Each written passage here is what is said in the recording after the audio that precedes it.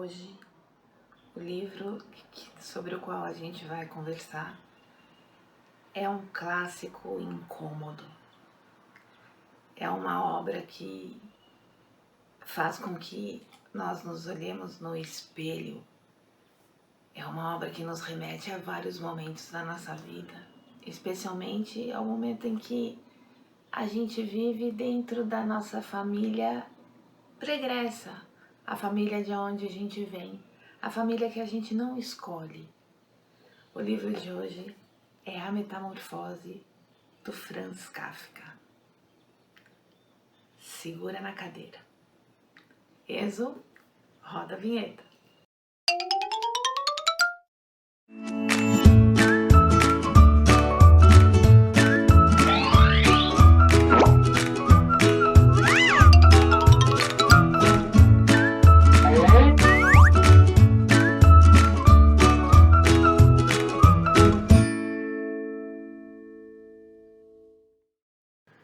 Quando Gregor Samsa, certa manhã, acordou em sua cama de sonhos intranquilos, encontrou-se metamorfoseado em um inseto monstruoso. Assim começa essa breve e estrondosa novela escrita por Franz Kafka, um autor que nasceu no Império Austro-Húngaro, hoje República Tcheca, e escreveu em alemão prioritariamente, que era o idioma em que ele mais gostava de se expressar.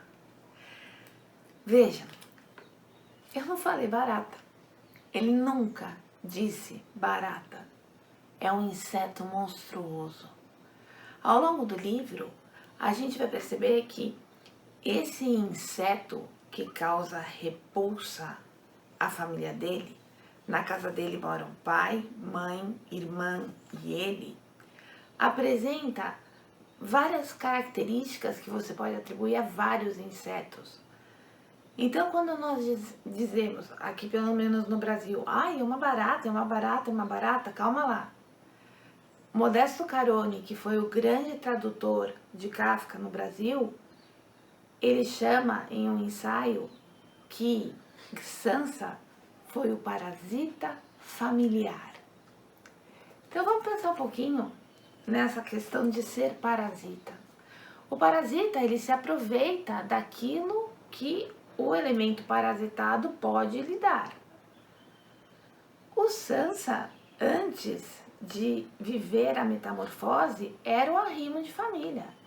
Ele trabalhava loucamente como caixeiro viajante para suprir as dívidas do pai e dar uma vida ótima para os integrantes da sua família. A família vivia numa casa escolhida por ele, que era imensa, tinha vários aposentos e tal. Eles viviam do bom e do melhor, em termos de alimentação, de vestuário, de passeios e tudo mais. E ele trabalhava viajando muito. O caixeiro viajante era o vendedor ambulante, tá? que tinha um certo glamour naquela época. Ele trabalhava para uma empresa de tecidos. Quando acontece o evento da metamorfose, ele custa a entender o que está acontecendo, mas no momento em que ele se apercebe de que alguma coisa está impossibilitando os movimentos normais, ele não consegue sair da cama, né, tudo é difícil e tal, a partir daquele momento, a cabeça, o narrador é onisciente, olha como a questão do narrador é importante. Ele nos mostra tudo que está na mente do Gregor Samsa. E a cabeça dele é extremamente racional. Ele pensa no despertador que vai tocar, ele pensa que ele tem que sair no horário certo, porque senão ele vai perder o trem. Ele pensa que ele precisa organizar as amostras de tecido para levar. E a coisa começa a virar uma grande confusão na casa dele.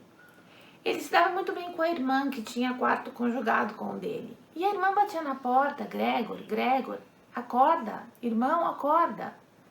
Aí o pai começa a ficar nervoso, as pessoas começam a ficar nervosas, por quê? Porque certamente alguém da companhia iria bater lá na casa para perguntar o que estava acontecendo. e não dá outra. O gerente vai lá procurar.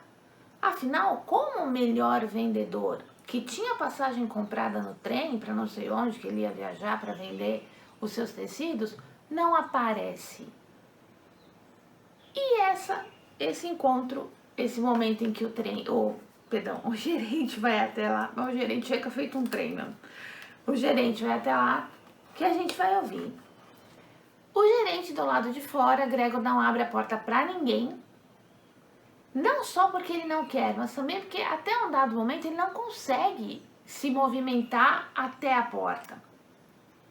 O gerente diz assim, Gregor lá dentro, falando que não pode abrir, que não está se sentindo bem e tal. O gerente fala para os pais do lado de fora. Os senhores entenderam uma única palavra? Perguntou o gerente aos pais. Ele não está mesmo nos fazendo de bobo? Aí nós, leitores, pensamos, ué, ele está fazendo barulho de inseto? Ele não está se comunicando? Porque para nós, o Gregor está explicando lá dentro que ele não pode abrir porque não está se sentindo bem. Até aquele momento ele não quer falar da metamorfose que ele sofreu, mas ele quer dizer que não pode trabalhar. Aí continua. Era uma vez um bicho. Era uma voz de bicho, diz o gerente. Ah, então tem um mundo lá dentro, que é esse mundo do Gregor, que o narrador onisciente nos conta de modo racional, de acordo com a cabeça dele, mas tem uma porta que o separa do mundo real daquelas pessoas que estão ali fora, que estão achando tudo muito estranho. E aí o Gregor se esforça demais, porque ele não pode perder o emprego, tem as dívidas do pai, tem a vida da família, ele é totalmente submisso àquela situação. Ele é um cara que nunca pensou em enfiar o pé na lata e ir embora e mudar de vida. Não, ele é submisso àquele pai que é extremamente austero, que é extremamente decisivo no que espera do filho. E ele aceita. Então ele não pode perder o emprego. Aí, ele vai abrir a porta. E quando ele abre a porta, teremos uma nova conversa entre ele e o gerente. Quer dizer, mais ou menos acontecerá assim. Ele abrirá a porta e há aqui uma tomada de fotografia. Nesse momento, a gente já tem fotografia e cinema aparecendo na Europa. Tá? Essa obra é de 1900... desculpe. Ela é escrita em 1912 e publicada em 1915. Então, tem uma imagem em que vai aparecer um inseto e logo atrás, na parede, uma foto do Gregor com a farda do exército. Ele foi tenente. Então, imagina o confronto para quem não estava ainda sabendo o que estava acontecendo.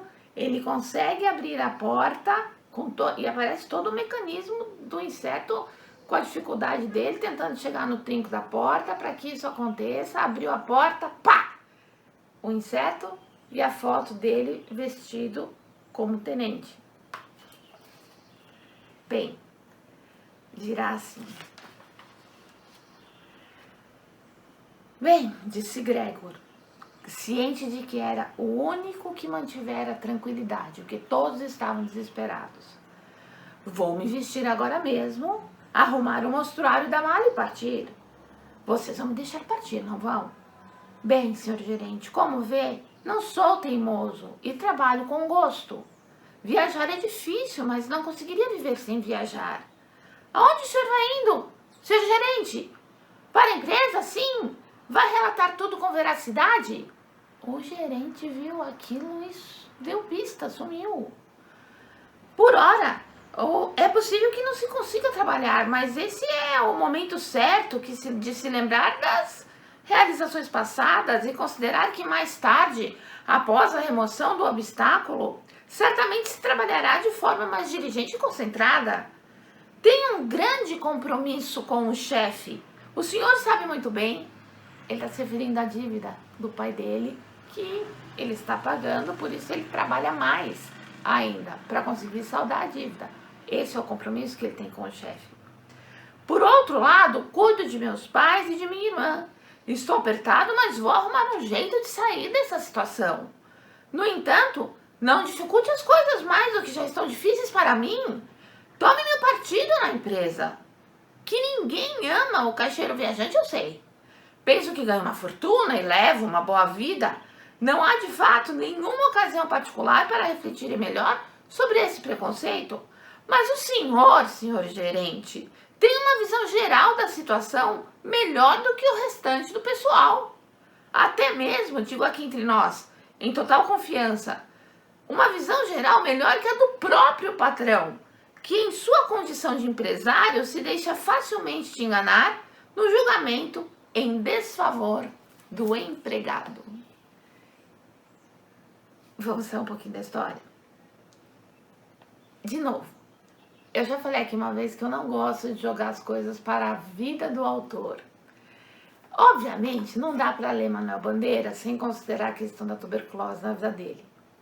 Mas a tuberculose na vida dele não pode ser determinante para a interpretação. Entende? Há poemas que são feitos em cima dessa experiência.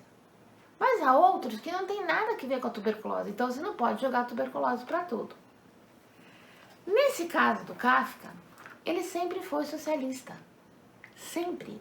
Então aqui a gente tem um grande manifesto contra o capitalismo.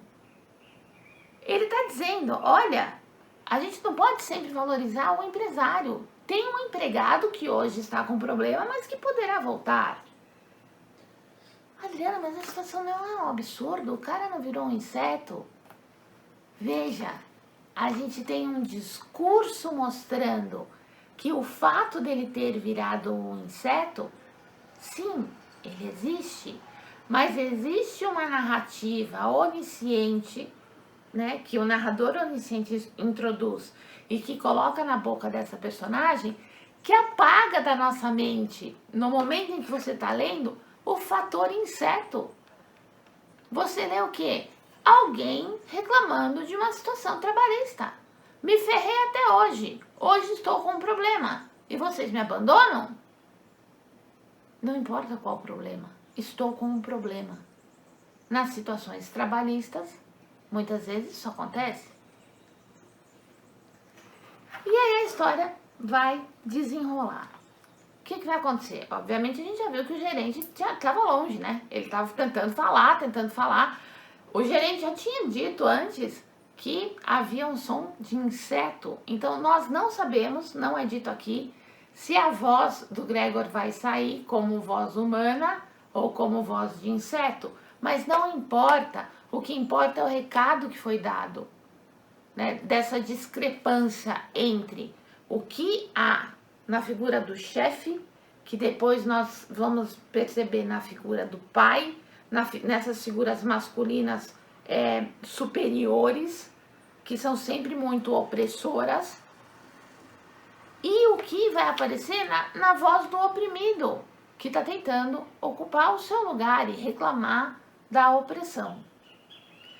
A história vai continuar desenrolando, né? Então a mãe que desmaia, o pai que está inconformado e a irmã que tenta ajudar. A irmã imagina que ele esteja com fome, então o que ela faz? Abre um pouquinho a porta, né? Isso mais tarde, e coloca lá uma vasilhinha de leite com pedacinhos de pão. E ele tem nojo daquela comida. Nojo. Ele vai lá, enfia a cabeça dentro da tigela e não consegue comer. Aí, quando ela vai buscar no dia seguinte e percebe que não foi tocado, ela coloca um jornal com pedaços de comida podre, estragada, velha. E aí ele come. E aí nós, leitores, ficamos doidos. A gente fala, meu Deus, como que a mesma personagem que fez esse discurso trabalhista está realmente se comportando como um inseto? É como se alguém dissesse para você assim, olha, você anda em más companhias, você não presta, você é um lixo. Como assim? No dia seguinte, você anda em más companhias, você não presta, você é um lixo. Meu, para com isso. No dia seguinte, você anda... Sabe a mentira dita 1000 vezes que vira verdade e isso acaba convencendo você? É o que tá rolando aqui. E o Gregor acaba ficando esquecido no quarto dele. Aí ele caminha pelas paredes, aí ele deixa rastros. Aí, assim, isso já é da minha visão. Fiquei pensando, né, que inseto que deixaria rastros, como se fosse, assim, uma baba, assim, do inseto. Lesmas deixam rastros, né? Lesmas andam e deixam rastro, assim, de uma gosminha atrás dela. E ele anda pela parede, e anda, às vezes, muito perto do teto, e ele vai, assim, é o passar do tempo para ele. Porque ele vai sendo cada vez mais esquecido. E aos poucos ele não se torna um parasita, porque ele era o provedor e deixou de ser. Então ele vai virar uma figura incômoda. Ele não serve para mais nada. Em certa data, o quarto dele vai sendo esvaziado, os móveis vão sendo utilizados para outra coisa, porque afinal ele não usa. Ele vai se tornar aquela pessoa da família que todo mundo quer ver longe. Ele é a vergonha da família. Ele é o traste. Ele é aquele que não serve para nada. Haverá um momento em que ele começará a sair do quarto, né? Então a gente percebe que o quarto dele fica no andar superior e tem como se fosse não sei como é que chama, uma varanda interna. Então aqui você tem o pé direito alto, a sala e a sala de jantar, e tem essa varandinha onde estão os quartos dele e da irmã. Ele sai, aí ele vai até perto de onde ficaria esse parapeito interno para olhar o que está acontecendo ali com a família. Quando ele é visto, haverá um dado momento em que o pai vai encher os bolsos da roupa com frutas, principalmente maçãs, vai subir e vai fazer um tiroteio de maçãs nele. Meu, uma maçã no inseto é para matar o inseto. E o pai vai acertar. Imagina um inseto que caiu a maçã em cima dele e ele vai ficar com perda de mobilidade, ele vai ficar se arrastando, ele vai ficar meio semi-morto, porque as pessoas não aguentam mais conviver com aquele bicho ali em cima. Tem um trechinho dessa briga, deixa eu só ver aqui. Um instantinho só. Não, aqui sobre a comida. Depois da briga, como ele fica machucado. O grave ferimento de Gregor, com o qual sofreu por mais de um mês, a maçã permaneceu cravada na carne como uma lembrança visível, pois ninguém ousava tirá-la, ninguém chegava perto dele. Mesmo a irmã que colocava lá os restos de comida, chegar perto dele, tentar falar, ter uma comunicação com ele, não, ninguém fazia isso. Então ele estava lá, ele tinha uma casca, levou a maçãzada lá e ficou aquela marca. Meu, leva um tiro, o tiro vai estar marcado em você, mesmo que tirem a bala. Foi a mesma coisa. Como uma lembrança visível, pois ninguém ousava tirá-la. Parecia ter recordado ao pai de Gregor que, apesar de sua presente figura triste e repulsiva, ele era um membro da família, que não podia ser tratado como um inimigo e que, diante dele, valia o mandamento do dever familiar de engolir a aversão e tolerar. Nada mais que tolerar. Assim vai, até que vai chegar uma hora que a gente caminha para o desfecho que eu não vou contar. Esse livro, ele é uma experiência. Ele é uma experiência indigesta, não é, ai, que nojo do bicho. Não é isso. Ele é uma experiência indigesta porque eu tenho certeza absoluta que em algum momento da sua vida Se não, em alguns momentos, você já passou por alguma situação em que você se sentiu inadequado dentro da família mesmo, ou dentro da família do seu parceiro, da sua parceira, ou dentro da família do seu amigo, da sua amiga. As relações familiares, elas são relações complicadas. Por quê? Porque são relações que a gente não escolhe. Então, há vários momentos em que a gente fala, meu, como é que pode falar isso de mim? Ou como é que pode pensar isso de mim? Ou como é que pode... E a gente tem que tentar algum tipo de comunicação para se entender. No caso do Kafka, vamos só por um instantinho pensar aqui numa obra chamada Carta ao Pai. A minha tá bem velhinha e eu demorei 30 anos, acho, a partir do momento que eu comprei, ó, eu marco quando eu compro. Eu comprei em 95 esse livro. Eu devia ter uns 5 anos, mas, voltando, eu comprei há muito tempo.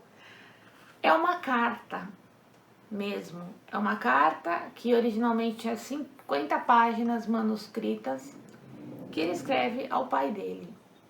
Não foi publicada em vida nem dele, nem de nenhuma pessoa da família que estivesse aqui citada. É um acerto de contas, mas assim, não é um acerto de contas em que vamos sentar e conversar? Não. É um acerto de contas em que você fala, meu Deus, quanto ódio represado. E esse ódio represado vai aparecer sempre contra figuras masculinas muito fortes em obras como Processo, como A Colônia Penal e outros textos do Kafka. Por quê? Porque ele é sempre o inadequado. Quando ele trabalha, ele é um cara que queria viver de escrever romances e ele teria essa condição. É errado, pai. As noivas que ele teve, ele nunca chegou a se casar. Ele nunca chegou a se casar, eu acho que até que foi mais por causa da tuberculose. Ele vai morrer aos 40 anos de tuberculose, no momento em que ainda se morria muito de tuberculose. Não é o mal do século mais, mas ainda era uma doença que matava muita gente. Agora, ele teve a oportunidade de conhecer moças e de se casar, e toda vez que ele apresentava alguém em casa, a moça era inadequada. Portanto, ele era inadequado por ter escolhido essa moça inadequada. Meu, que vida é essa? Hoje, a gente, com sutileza, talvez, quem consegue, fala, bom, eu vivo, eu pago as minhas contas, eu posso ter uma relação amena com a minha família e viver do jeito que eu quero. Mas nesse momento não era assim. A família dele é de judeus. Então, imagine uma família de judeus, né, praticantes, que tem uma ligação forte pelo próprio judaísmo, dando lambada, no caso o pai, dando lambada no cara. Então aí a gente entende a força que as personagens masculinas de alto poder aparecem, demonstram dentro da obra do Kafka. Tirem da cabeça essa coisa do Kafka, o Kafka é uma barata. Não! O inseto aparece, o Kafka ele flertou muito com o surrealismo. Ele era amigo próximo do Dalí, do Buñuel. Tem uma cena no Cão Andaluz, quem diz isso aqui foi um dos críticos que escreveu. O Cão Andaluz foi um dos primeiros filmes da época do cinema mudo. Tem uma cena em que vai aparecer a lua e uma lâmina cortando o globo ocular de uma moça. E vai sair uma substância, uma pasta prateada. O Cão Andaluz é uma viagem doida, surrealista. Tem muitas cenas nessa obra que remontam ao Kafka. Tanto que o cara tem um adjetivo, existe um adjetivo na arte ligado à produção dele, kafkiano, consegui falar, que demonstra o quanto essa arte é importante.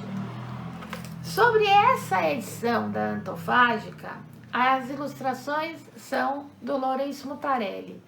Outra pessoa de que a gente precisa falar. Eu li do Lourenço Mutarelli O Cheiro do Ralo. Existe o filme com o Selton Mello. Vamos tentar perceber de novo aquilo que impregna em você e que te mostra o quão todo errado você é.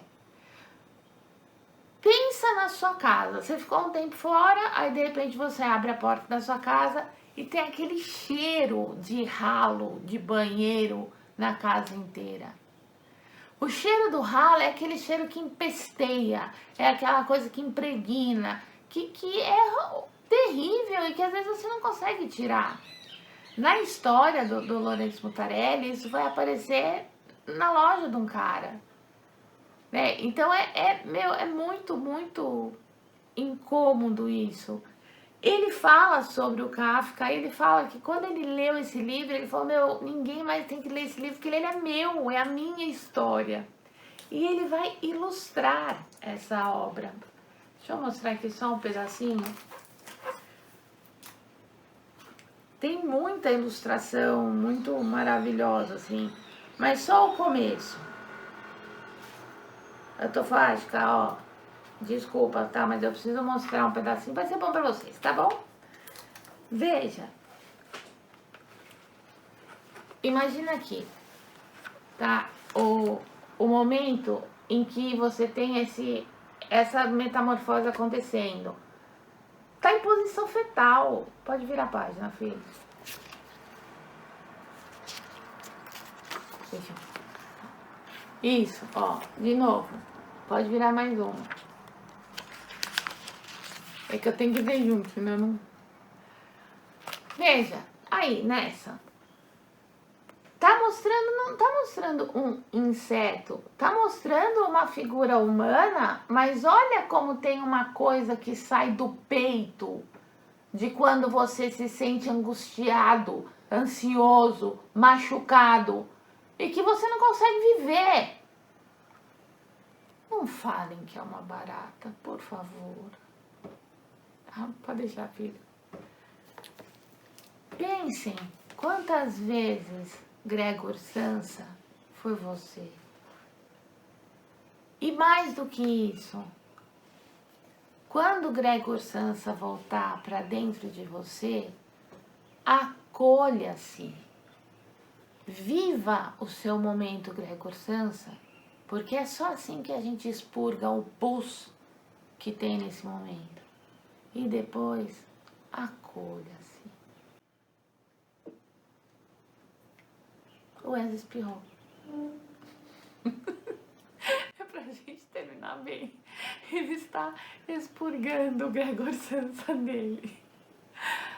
Amores, por favor, comentem o vídeo, escrevam suas opiniões sobre essa coisa de A Metamorfose. O livro é incrível de verdade, assim, não estou exagerando. Comentem, deem seu like, compartilhem e principalmente inscrevam-se no canal, tá bom? Façam com que o canal cresça e aí poderemos ter mais e mais vídeos tão importantes quanto esse. Certo? E ativa o sininho para receber eles. Ativem o sininho para recebê-los, né? Receber os vídeos, tá bom? Que a gente espera por vocês. Um grande beijo! E logo teremos mais Kafka, mais pra frente. Até mais. Até o próximo vídeo. Obrigada.